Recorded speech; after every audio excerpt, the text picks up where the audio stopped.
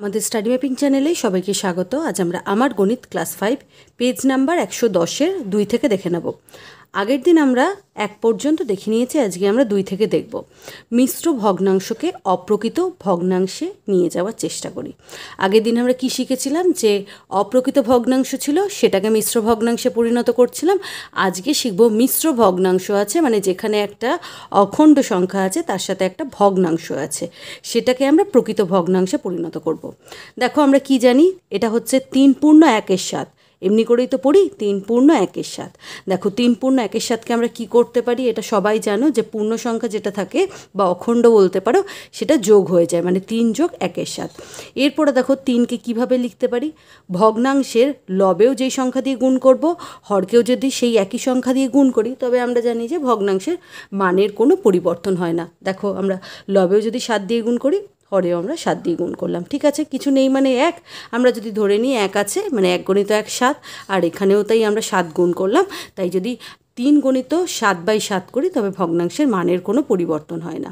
আর দেখো 1-এর 7 যেমন আছে লিখে দিলাম। এরপরে দেখো হরে 7 7 আছে, লসাগু পেয়ে গেলাম 7। ওপরে কি হলো, 3 গণিত 7 যোগ হচ্ছে 1, 3 7 21 যোগ হচ্ছে 1, নিচে 7 পেয়ে গেলাম। 21 আর 1 হচ্ছে 22, উত্তর পেলাম 22-এর 7। একইভাবে দেখো পরের পেজ মানে 111-তে চলে আসো। দেখো কি দিয়েছে, 4 পূর্ণ 4-এর 7। যেটা পূর্ণ সংখ্যায় আছে, মানে অখণ্ড সংখ্যা যেটা, সেটাকে যোগ হিসাবে লিখতে পারি 4 যোগ 4-এর 7।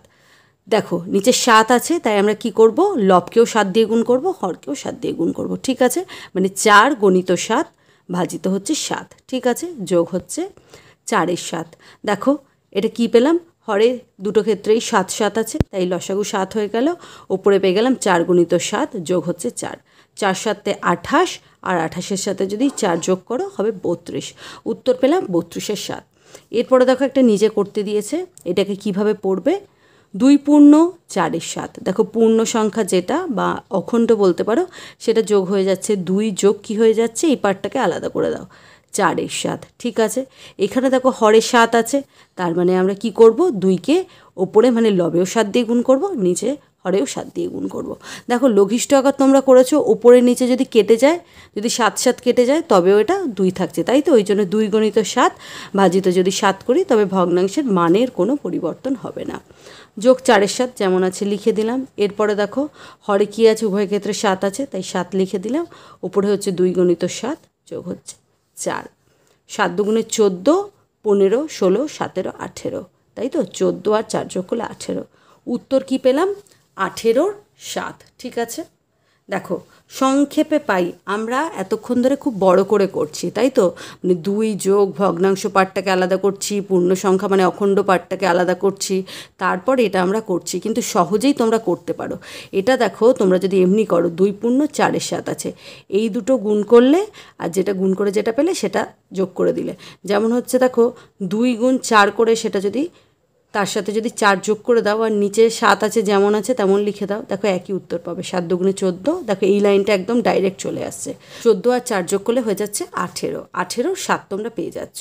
দেখো এখানে কিন্তু সংক্ষেপে এইভাবেই দেখিয়েছে, মানে 3 যোগ 1-এর 5 মানেই হচ্ছে 3 পূর্ণ 1-এর 5, মানেই দেখো 3 5-এ 15, আর 1 যোগ করলে হচ্ছে 16, তাই তো, 16-এর 5। দেখো এখানে এটাকে সংক্ষেপে করতে বলেছে, কি পড়ব, 6 পূর্ণ 1-এর 2। কি বললাম, দেখো পূর্ণ সংখ্যার হরের সংখ্যাটাকে গুণ করব, 6 গুণ 2 হয়ে যাবে, আর ওপরে লবে যেটা থাকবে সেটা যোগ হবে, আর নিচে হরে কি লিখব, যেটা নিচে থাকবে সেটাই হরে হবে। এখানে 7 ছিল তাই দেখো 7 পেলাম, এখানেও 7 ছিল তাই 7 পেলাম, এখানে 2 আছে তাই 2 লিখব, মানে 2 পাবো।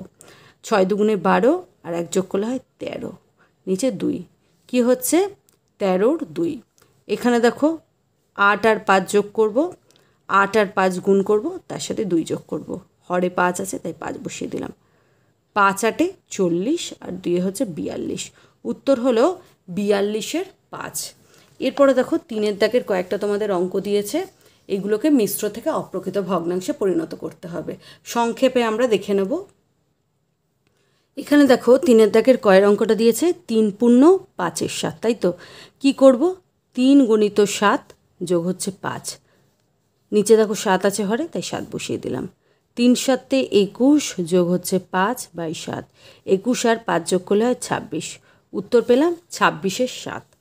পরের অঙ্কটা দেখো, 12 গুণিত 3 যোগ হচ্ছে 2, নিচে পাচ্ছি 3। 12 কে 12, 12 দুগুণে 24, 3 12 36 যোগ 2, নিচে 3। কত পেয়ে যাচ্ছি? 36 আর 2 যোগ করলে 38, 38-এর 3। এরপরে কি আছে? 33 পূর্ণ 1-এর 2। কী জানি আমরা? পূর্ণ সংখ্যার সাথে নিচের হরটা গুণ হয়ে যায়, ওপরে লবটা যোগ হয়, নিচে 2 বসবে। 33 দুগুণে হচ্ছে 66 যোগ 1, যোগ করলে 67 হয়ে যাচ্ছে, 67-র 2। এরপরে দেখো ঘয়ের অঙ্কটা দেখে নিচ্ছি, 3 পূর্ণ 1-এর 33। তাহলে কি হয়ে যাবে? 3 গুণিত 33 যোগ হচ্ছে 1, নিচে হচ্ছে 33। 33 33 গুণ করলে কত হয়? 3 3-এ 9, 3 3-এ 9, 99 যোগ 1, নিচে 33। 99-এর 1 যোগ করলে 100। কত হচ্ছে উত্তর? 133। ঠিক আছে।